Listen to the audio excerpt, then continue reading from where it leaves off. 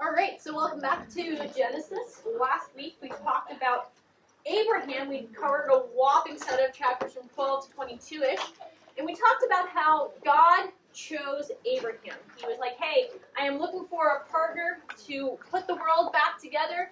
And he selected Abraham to be the first one to initiate the nation of Israel. And we talked about how God didn't pick Abraham to be like the Smaug hoarder of blessings, to be like, all right, Abraham, you're my favorite person, and I'm just going to bless you, and you're just going to enjoy all of the blessings.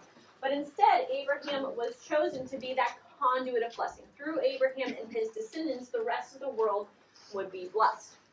As we walked through those stories, we talked about how Abraham in particular had this pattern of generous hospitality. Throughout his interactions with people, with his family, he displayed generosity of spirit. And at the same time, though, he's also had this sort of self-protective little bent where he would encounter a situation and his go-to would be, Sarah, can you do me a solid and just pretend that you are my sister? And sort of like cover my butt. You may end up with a Pharaoh or with Abimelech or with anybody, but, just sort of for my own benefit. And that is summarized with the phrase that Abraham had struggled, right? He wasn't a perfect human. He was not just somebody who was perfectly following the Lord, but he did have faith. He had faith that stepped out. We use that phrase, chutzpah, and I said I can't say it quite right because I can't get the in the back of my throat, the chutzpah. But that's the kind of faith that God is looking for, that faith that isn't following perfectly, but that is willing to take the next step. And so we're going to see how that line of faith crosses from Abraham to Isaac. I am going to close the door though because I'm distractible.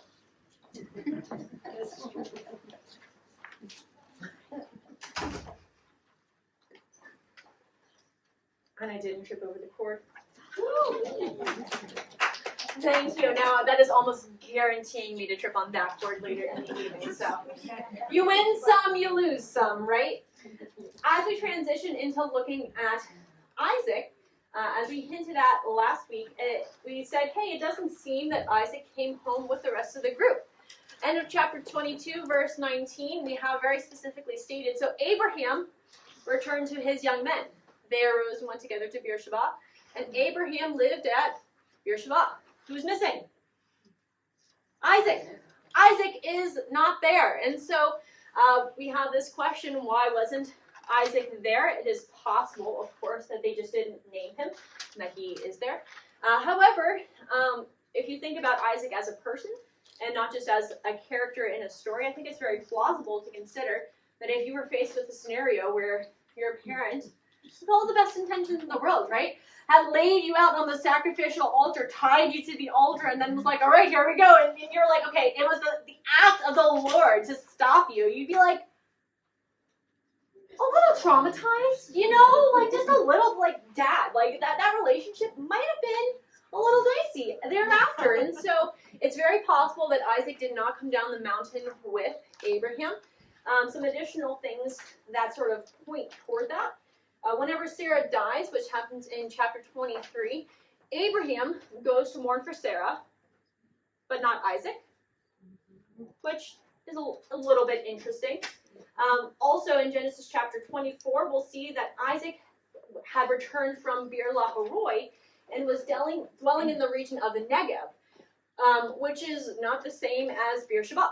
So these are different locations. And we also saw that Isaac wasn't comforted about his mother's death until he got to Rebekah. And then he was like, ooh. I mean, it could have just been that Rebekah was just really good at the whole comforting deal. But it is interesting, and I do think that it is very plausible that Isaac didn't come down off the mountain with Abraham. Now, what's great about that, though, is that Isaac didn't stay stuck in this sort of victim mentality to say, okay, well, woe was me, I had this really sort of crazy thing happen. We do see him actively participating in the story, especially starting in chapter 24. Now, obviously, we're not in chapter 24 quite yet. We're wrapping up a little bit more of the life of Abraham, but we do have some foreshadowing here, because at the end of chapter 22, we have mentioned in verse 23 of Rebecca, and we have her lineage spelled out. So we have Milcah bore children to your brother Nahor, and remember, Milcah was the daughter of Haran, Abraham's other brother who died. And so through 2 lines of the family, we have Milcah, who fathered Bethuel, and then Bethuel fathered Rebecca. And so she's got sort of a double dose of the line of Torah there. So she's coming, but before we get to Rebecca, we do want to close out on Abraham and Sarah. Sarah dies. She's at Kiriath Arba, or Hebron, and Abraham goes to mourn her. The words here that are used for mourning are not like, oh, Abraham went into the corner and just sort of cried to himself. It's like a deep, heart-wrenching mourning. The one word that's translated mourn is actually to literally beat yourself and to rip out your hair. So it's this really deep, passionate mourning. And as we look at Abraham's example, I do think that it's worth to pause for just a moment and emphasize the importance of grieving well. And I feel like in our culture, especially sometimes as Christians, we sort of minimize the importance of grieving well and to say, okay, well, you know what, you're going to see him again someday, so just take that grief and shove it underneath the carpet and keep on rolling. But it is a good thing to mourn well, because we do have that separation, at least in this time. Now, as we continue here, Abraham is taking care of some business. He is mourning his dead, and I just realized that I added this. I'm just going to jump right ahead here. So Abraham rose up before his dead and said to the Hittites, "Hey, I'm a sojourner, a foreigner among you. Give me property among you for a burial place, that I may bury my dead out of my sight," which is an interesting phrase, out of my sight, so that the dead aren't like right before him, if you can sort of picture that. So he's looking for a place to bury Sarah. And what goes on here is a neat little back and forth, a little cultural exchange. Some people say that the Hittites were dealing with Abraham in absolutely good faith. And they're like, oh no, they're just trying to have a really honest negotiation. I'm not so sure, because what happens at first seems to be that they're actually trying to get Abraham to just make use of a tomb and not actually purchase a tomb, which would have, if you're just like, oh yeah, go ahead, bury your dead here, then Abraham wouldn't have a permanent possession. It would just be like, okay, well, we can take it back at any point, really. And then Ephron emphasizes, hey, I know that you just want the cave, but why don't you really need the field to come along with it, really. It's not a good piece of cave unless you take the land too. I mean, come on. And then the price that he sets on that package deal is 400 shekels, which I don't know about you guys, but I don't use shekels, and so I'm like, well, is that a good price? Is that a bad price? It's a high price. So for that time, for that place, for that piece of land, it's a very high price. And what we see is throughout this entire process, Abraham is gracious, and Abraham ultimately is generous. And he says, you know what? This is what I want. He doesn't say, okay, well, I'll just take your free land. He does honor them by actually buying the land as well.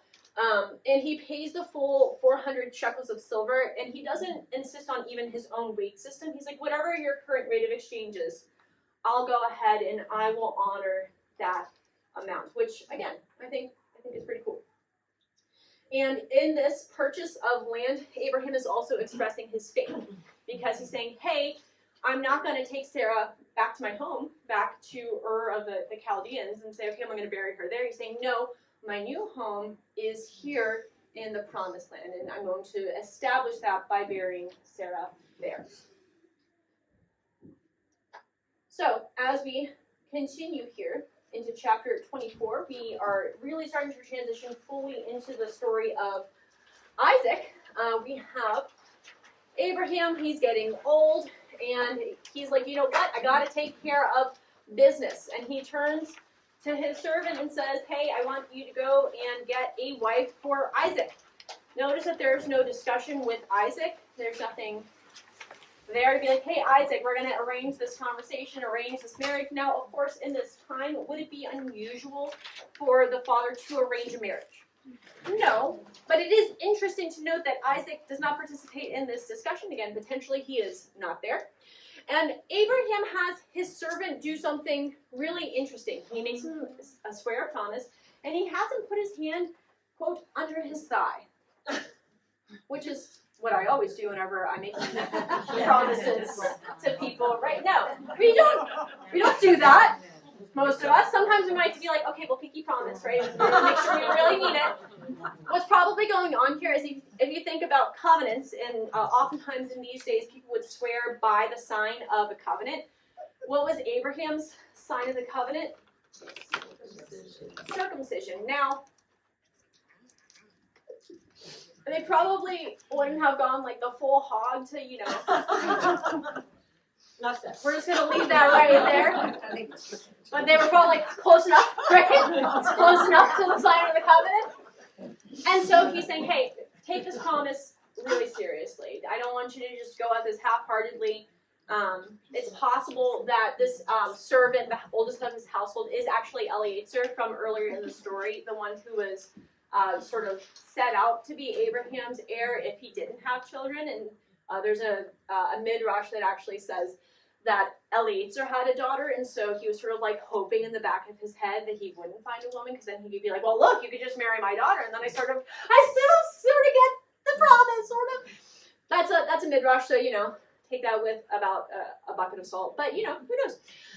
So, regardless, Abraham is charging the servant, hey, carry this through to the end. I do like as well, though, that he's emphasizing throughout this entire process the free will of the individuals involved. He doesn't say, hey, drag Isaac with you and make her marry this woman. He also doesn't say, make this woman come back with you. He says, hey, if they are willing, which I think is great and perhaps a sign of some additional growth in Abraham. And then we have this whole thing. He says, okay, why? Maybe she may not come back with me. And you're like, why wouldn't she come back? Well, first of all, it's a really long journey. So if you look all the way down, Beersheba, down here, and then all the way up there, somewhere over there, is probably where they were stationed, the city of Nahor. It's about a journey of about 500-ish miles if you're traveling by camels, traveling roughly 25 to 30 miles per day. I did not do these calculations on my own. Somebody else smart who is experienced in camel travel, which I'm not. I am not. I did ride on a camel once when we were in Israel, and it was okay. Not my favorite, but we did not ride 25 miles or even a mile. So they roughly estimate that it would take at least a month for that journey to occur, which explains in the next section of chapter 24, a long chapter, why Eliezer has 10 camels, because it's not exactly a short journey. Added to that, so if Isaac's not with Abraham at this time, it sort of throws some additional what's going on with the situation into the equation, additional uncertainties. Also, I mean, let's be real. Anytime a woman is proposed to, there's always that element of uncertainty, right? You're like, will she say yes? Maybe she won't. Maybe she will.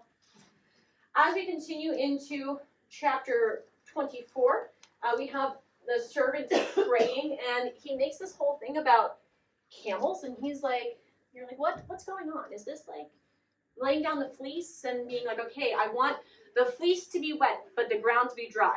Actually cancel. Let's do it the other way around. The fleece to be, is that what's going on? I don't think so.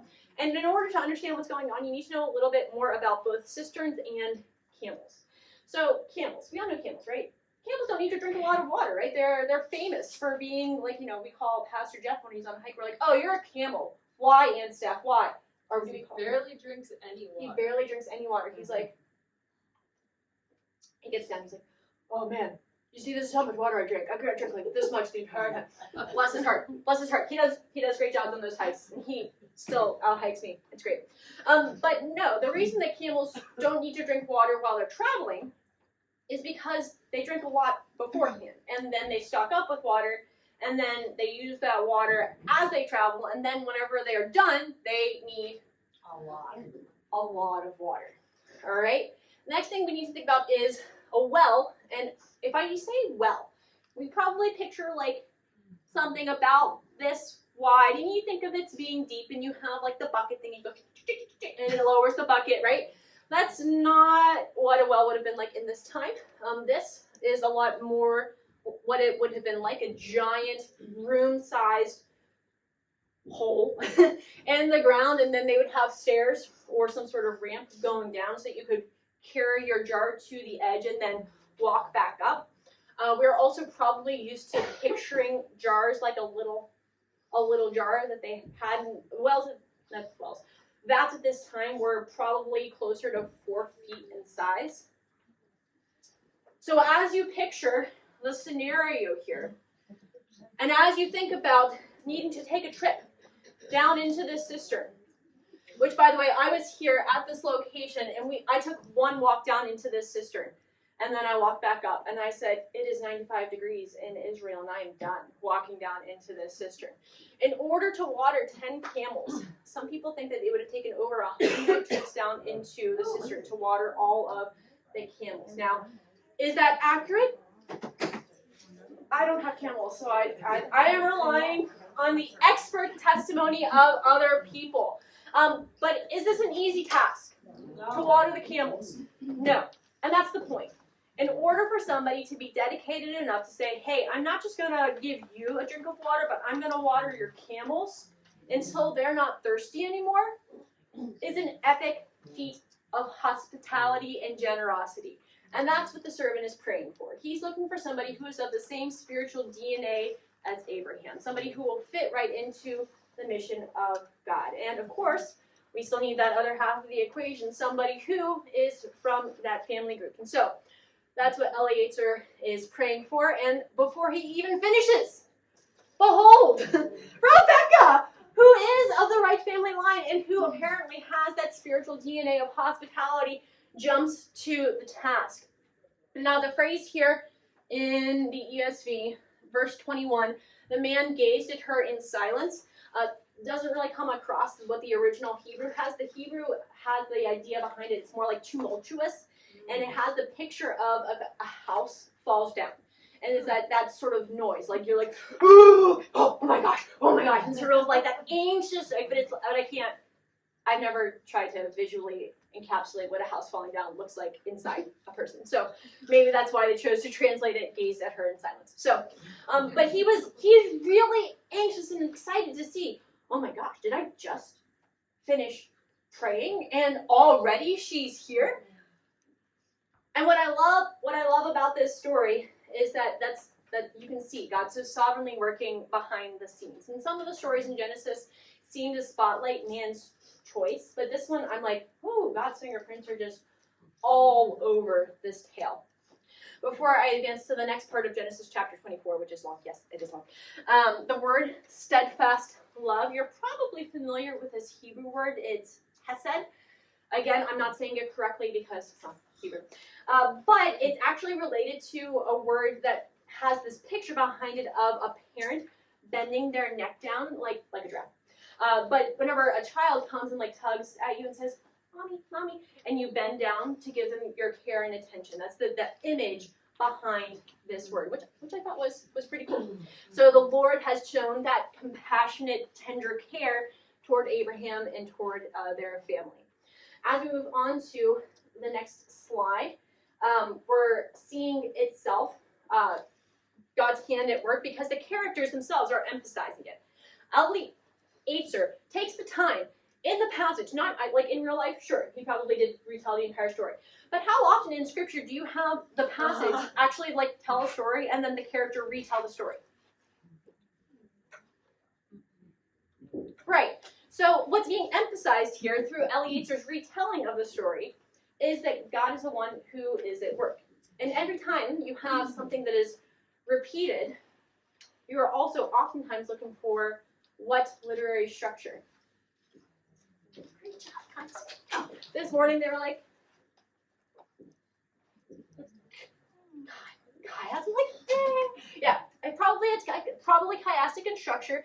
As best I could tell, it seems to center on Rebecca's fulfilling the prayer. And so Rebecca's fulfillment of the prayer seems to be the pivot point of the passage. Again, emphasizing God's guidance. Now, as we come to the end here, so after hearing this entire thing, Laban and, I can't say it in English, Betuel, whatever, Laban and Bethuel, say, "This thing has come from the Lord. We cannot speak to you bad or good. She's before you, Rebekah. Take her and go. Let her be the wife of your master's son, as the Lord has spoken." It's one of those things. They're like, the Lord's hand is so clearly evident that who are we to either say, "No, you can't take her," or even to offer their approval? They're like, this is beyond us. This is so clearly of the Lord. We shouldn't even offer approval. One of those moments that you can clearly see God at work. And as the story closes out, yes, this is another slide on chapter 24. It is a long chapter. We have the conclusion of the story where the servant brings her back not to Abraham, but to Isaac. Because if you there was a map. This is on the way. So on the way back, Bir Lahai is on the way to where Abraham is staying. And so Isaac is out in the field. He's meditating or something like that. The word behind meditate is a little bit obscure, so they're not exactly sure, but they took a guess. He's out in the field, he's doing some thinking, and he lifts up his eyes and he's like, "Ooh, what's that comes my way?" And Rebecca lifts up her eyes and she's like, "Who's that? Who's that?" And this is probably where the tradition of wedding veils, at least in the Jewish culture, comes from. So that's pretty cool. So she veiled herself before her betrothed. And then we have, again, this really awesome conclusion to the tale where Isaac is finally, seems to be at least somewhat restored from the loss of his mother, who it seems that perhaps he never even got to say goodbye to, because it seems like they're almost all living in separate places. Sarah seems to also be in a separate location from Abraham and even Isaac. So we see Isaac is finally comforted after his mother's death. Now, as we move into chapter 25, we pivot back to Abraham just briefly, and we have another set of genealogies here. Abraham takes another wife named Keturah. It is possible some people hypothesize that this is actually Hagar, and you're like, those names seem very different. What are you even talking about? The name Hagar isn't actually a name. It's sort of like a description of somebody, like a title for a servant. And so they hypothesized that whenever Isaac was going and living away from Abraham, it's the same region-ish that Hagar and Ishmael went down to. And so they hypothesized that Isaac was able to sort of arrange for a reconciliation of sorts between them. That's possible, but we do have one set of genealogy here and then the separate set of genealogy with Hagar listed down here. So I thought that was an intriguing possibility, but I'm not quite sure if I buy that one 100%. What's interesting about this genealogy is we do have mention of Midian. Midianites are going to come into play in just a short little while with the story of Joseph. We also have emphasized here amongst all of the sons of Abraham had a lot of kids, right? I always sort of think of, okay, well, Abraham had Isaac. Oh yeah, and Ishmael. But no, he actually had several children by multiple women. And so I was just reminded again that the problem wasn't Abraham, it was Sarah, but God chose Sarah to be a part of the story. And so he chose Isaac to be a part of the covenant promise. What's cool here as well is that Ishmael is also there at the burial of Abraham. He didn't cross his arms and say, "Well, I really didn't like being sent away, and so I'm just not going to come." He does come back. He does mourn for Abraham. And we see here that God blesses Ishmael. He lives 137 years. He has a whole bunch of children. And we know, of course, that his legacy throughout history isn't always the best, but at least in his lifetime, it does appear that God blessed Ishmael, seeing God's grace and mercy at work. Now, as we jump into the second half of chapter 25, we're refocusing on Isaac here.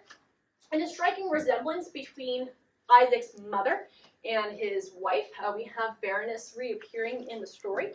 In contrast to Abraham, Isaac prays to the Lord for his wife, which we didn't see Abraham do. It doesn't mean that he didn't. Just because Scripture doesn't record something doesn't mean that he didn't do it. But it is noteworthy that it is highlighted that Isaac prayed and the Lord granted his prayer. Rebekah conceived. And then we have this really interesting scenario where the children in her womb struggled together. Now, I have not been pregnant, but I am aware that whenever children are in your womb, they move. right? Can I get a, there was not nearly enough nods. Please, yes, testify? Okay, thank you. And I can only imagine if there are multiple babies in there that they are like, move, get out of my way, man, you're taking up so much space. It's very possible that for them in this region that this was the first instance of twins that they'd encountered, and so they may not have really understood that having twins was a possibility. It's just hypothesis, and so it's possible that she was like, oh my gosh, what is going on? And so the Lord does reveal to her that there are two peoples within her. One shall be stronger than the other, the older shall serve the younger. We don't have a record of her sharing that little tidbit with Isaac. She just takes it and puts it in her back pocket. Again, it's possible she shared, but text doesn't say. So she puts it in her back pocket, and then she does have twins. The firstborn, which sounds funny, but there is one who does come out first. The Behor comes out, and it is Esau, which does mean hairy, because, well, because he's a hairy little child. And it's a very visible thing you can recognize and see, oh, he's hairy. There you go. And it's interesting that they called his name Esau, so they're in agreement, Isaac and Rebekah. But then, after his brother came out, Jacob, or Yaakov, I will do my best to just say Jacob, it's literally to the one who grasps the heel. It can have a picture behind it of being roundabout, sort of sneaky and cunning. And his name was called Jacob. It doesn't say they called his name Jacob. So it seems that somebody wasn't too happy about this name, probably potentially Rebecca. Again, that's a little bit of hypothesis there. But perhaps thinking that, hey, that's not the identity that I want for my child. Remember, names in these days really had power. Verse 27 gives us a little bit of a description of the characters of these two. Esau, skillful hunter, man of the field. Jacob, quiet man, dwelling in tents. Verse 28, super significant. Isaac loved Esau because he ate of his game, but Rebekah loved Jacob. So much heartache bound up in those two verses. First of all, it doesn't say that both parents love both kids. It says very distinctly that they had the one that they liked better, which is heartbreaking in and of itself. Anybody who has experienced favoritism, I think, okay, somebody's favored you out and then everybody doesn't like you because you're the favorite, or because you've been the one who's been left out. Like, it's always a really terrible situation. The other thing, too, here is that Isaac loved Esau because he ate of his game. And I just have this picture of he loved Esau for what he could do for him. He liked that he could go out and get him the certain kind of food that he liked, and he was like, you're a good kid, you're helping me out. And again, I don't want to build like mountains of theology over it, but I just think that it's striking. It's something to certainly avoid, and we see a world of hurt being set up without one little verse. Verse 28. Now, in this next section, we can just skip the whole rest of the story right now. Okay, so we have the story. Esau comes in, and he is starved out of his mind. He's exhausted, and Jacob is ready, right? And this is how you know that Rebecca has to have been like prepping him ahead of time. She probably told him about this whole thing, because as soon as Jacob hears any opportunity, he's like, so, how about that birthright, man? Which, I don't know about you, but whenever somebody comes in and like, if I'm hungry and like, hey, can you give me something to eat? Demanding a birthright is not exactly the first thing that I think that most people's mouths would say, right? Now remember, in this culture, the firstborn would receive a double portion of whatever the inheritance was, so it was significant. The firstborn was also the person who would be deemed responsible for carrying out whatever mission or promise of the family. So the family mantle, the name would rest on the firstborn, the Behor. And so Jacob wants it. Esau, ready to sell it. Ready to sell it for a bowl of soup, right? Red stew, which is why Edom, it means red. So he's called Edom because he's like, birthright for a bowl of soup. Why not? I'm about to die. And so we have the trading of the birthright. Interestingly, Esau doesn't seem to actually fully let go of the birthright because we're going to see that later. So in that, we're moving forward, though, to chapter 26. And as we move into this chapter, I don't know about you, I got deja vu. I was like, what's going on? Because we do have a lot of repetition from Abraham to Isaac. Those of you who are doing good chiastic structure analysis, I am counting on you to explain the meaning behind these parallels, because I didn't quite get there. However, we do see that Abraham's life, for both better and worse, has seemed to be imprinting on Isaac. So let's start off with some of the worst. Somehow, the stories of Abraham saying, you know what, this is my sister. Actually, JK, she is my wife. I'm sorry, I did lie to you. That double story either did not get told at the campfire or did not get told nearly enough because Isaac goes and he does the same thing. Potentially with the same dude. Abimelech, king of the Philistines of Gerar. He even has the same commander, Phicol, which we're going to see, I think, in the next chapter. And you're like, dude, if this is the exact same guy and it's not just like father-son, which I do think is also very plausible, how did you not hear, oh, she's my sister, and not go, no, wait, I've heard this one before, I am highly suspicious. Regardless, once again, the Lord steps into the scenario, and he, once again, rescues the poor wife, who is just like, I really don't think this is a good idea, man, but okay, here we go.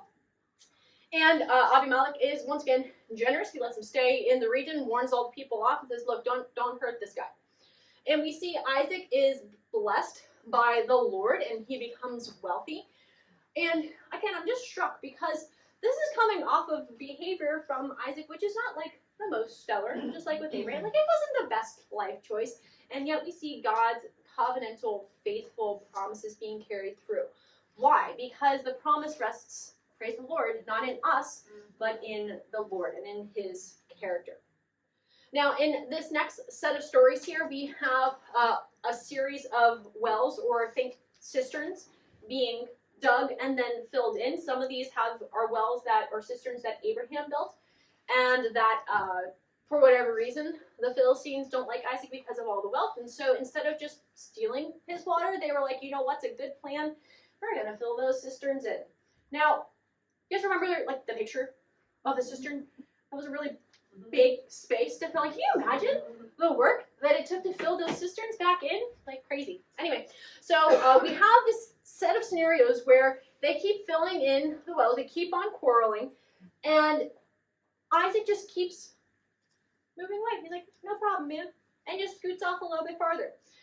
Now me, in this type of scenario, my sinful nature would have one of two likely reactions. On the one hand, I would stand and I would assert my rights, and I would say, excuse me, those are my wells because my father dug them. And I will defend my right to these wells because those are mine. And I would sort of make a very, not a wrong defense, but I would stand on my rights. My other gut response would be to say, oh, you don't want me to be here? Fine. You know what? I was going to be on mission to the Lord for you, but you clearly don't want it, so I'm just going to take my bow and I'm going to go home. Isaac does neither of these things. Instead, he stays in the land where God has placed him, and he stays on mission. And I think that this is beautiful because in the very next section, we have Abimelech returning to him with some other dudes, and he's like, hey, don't you guys not like me because you guys keep kicking us further and further away? And he's like, no, we can see that the hand of the Lord is on you. And I can't help but think that it's because of how Isaac has responded to this injustice. He has responded with grace, he has responded with forgiveness, and again, with not just running away, but still sticking around. We would never have had this entire scenario if Isaac had totally left the land. And so Isaac is here seeming to carry out the work of the Lord by being present and by being gracious in the land. Brief note here, verse 34, Esau was 40 years old. He took Judith, daughter of some Hittites. That's the main idea. So he took Hittites for wives, and they made life bitter for Isaac and Rebekah. Every parent's worst nightmare, right? That your children's spouses are going to make your life bitter. And again, though, it just seems that Isaac and Rebekah have not done the work to instruct Esau to say, hey, this is the kind of woman that you need to find.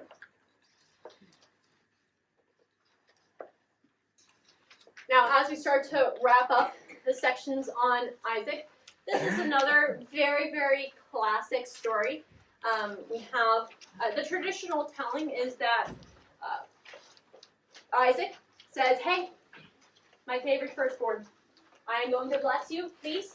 I do actually need you to put me in a good mood first, so go get me some game. Get the, the stuff that I like. Go get it, bring it for me, and then once I've eaten, once I'm satisfied, then I will give you this special blessing." And Rebecca overhears, and she's like, "This is unjust. My favorite son has to get the blessing." And so then she schemes with Jacob to get the blessing. That is one very valid reading of the text, and you absolutely can read the text and walk away with that interpretation.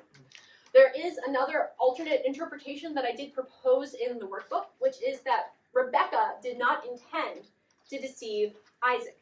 Now, some of you are like, well, what do you mean? Well, let's take a look at what's going on here. So Rebecca says, "Hey, I heard your father speak.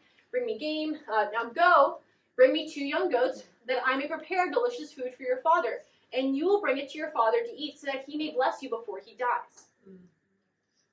It kind of just sounds like Rebecca is saying, hey, we need to make sure that your father doesn't forget that you're his son too, and you also should be blessed. It's possible. Now, in verse 11, Jacob says, well, wait, Esau's hairy, I'm smooth, maybe my father will feel me, I'll seem to be mocking, and the word is actually deceiving him.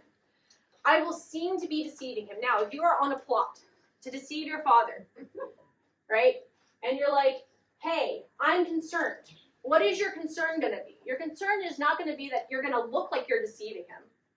It's going to be that you're actually caught, right? It's going to be, oh no, he's going to figure it out. Which seems to be a weird concern, again, if their plan is to deceive Isaac. Next, so in verse 13, Rebecca says, oh, what is Kirsty on me? That's fine. What? Guys, remember, blessings and curses in this time were a big deal. Like, you didn't just sort of blow off a blessing or a curse, obviously, because we have this whole shindig showdown over the blessing. So it's weird that Rebecca would be so, it's not going to be a big deal. Clearly, she thinks that this is not going to be an issue, which would make sense if she was just trying to get Isaac to recognize Jacob as being worth a blessing as well. She also, later down in next section, she says, hey, look at what you've done, not at what we've done. Escape before your brother's wrath falls upon you. And if the first interpretation is correct, it certainly could be that she's just blame shifting in that scenario, so that's not the most convincing thing for me. But it is interesting. So I think it is possible to read this as Rebecca was just trying to get the blessing and an additional blessing for Jacob, and that Jacob sort of wasn't feeling up to entering Isaac's presence in his own skin, which is why we got the whole, okay, well, I'm going to dress in the clothes, and I'm going to put the hair on so that I can sort of, have you guys ever been wearing something, sort of like a sweatshirt and sweatpants, and you sort of like, and then you're like, I need to go somewhere, and I need to feel more human. And so then you do your hair, and you put makeup on, and you're like, okay, I'm going to wear some nice clothes, and you're like, I feel like a whole new person. And then you go out, right? And so I think that that's potentially something of what's going on in this, that Rebecca's trying to help Isaac to step into something. The problem, though, is that Jacob, I probably said Isaac, I did it. It's fine. That Jacob and Esau are different people, and that God has made them different. And Jacob is not comfortable in his own skin. And so regardless of what interpretation you take, eventually Jacob stands before his father, and his father says, who is it? And Jacob's like, it's me, Esau. Apparently, did he not even try? Because Isaac's like, sounds like sounds like Jacob. And of course, the other thing that makes me think that perhaps this wasn't planned is that the entire plot involved tying goat hair to your arms. And that worked? That should not have worked, y'all. That was can you envision this? Like, for real? And Isaac's like, oh yeah, feels just like Esau. You're like, what? Nuh-uh. Like, that's one of those stories that your dad's telling you, and you're sitting in the backseat, and you're like, Dad, that's not a real story. Like, that's the kind of situation that's going on here, but it works. And Isaac does indeed give this blessing, this very special crafted blessing, to Jacob. And then my heart's just broken because Esau comes in, and this breaks my heart. He cries out with an exceedingly great and bitter cry and said to his father, bless me even also, O my father. Have you not reserved a blessing for me? Bless me also. Have you but one blessing, my father? Which is just like, oh. Because as you think about Abraham, he's giving gifts to his sons left and right. He's like, okay, well, you're not the son of the promise, but okay, yeah, if you guys all get gifts. And he's like, okay, I'm actually going to negotiate with God to get a special blessing for Ishmael because I love him too. We're going to see later, Jacob's taking blessings, and he's like, like there's blessings to go around. At some point, it seems that Isaac has been taught in this lie that there's not enough. Like Adam and Eve in the garden, they looked around and they said, we need to take something more for ourselves because what we've given, the God who gives, hasn't given quite enough. And of course, as we close out on this section, we have Rebecca saying, you know what? Esau's pretty mad. Who'd have thought? And so she sends Jacob away. It's interesting because she does say that she will send and bring him back whenever Esau's not quite so mad anymore, and she never does. Don't know what's going on there, because eventually, apparently, Esau is not mad at Jacob anymore, because there is reconciliation there. Not sure, again, what's going on with that, but what we see at this conclusion here is that Isaac does send Jacob away. Esau remains, and he's angry. Rebecca remains, and apparently is just sort of like, yep, we're gonna send Jacob off, and Jacob goes away, and there's all of this strife, all of this favoritism, all of this family breakdown, and it's heartbreaking. But at the same time, it is again encouraging because I don't know about you guys, but you know, our families aren't perfect, and yet God still works in and through each one of us, and even though Isaac's story isn't, you know, a perfect picture that you can hang up on the wall and say, oh, well, that's a picture perfect. We can see through Isaac's story that God is continuing to take the threads and weave them together into his beautiful tapestry of salvation. So, next week we're looking at Jacob, Yaakov. So, thanks y'all. Have a great evening.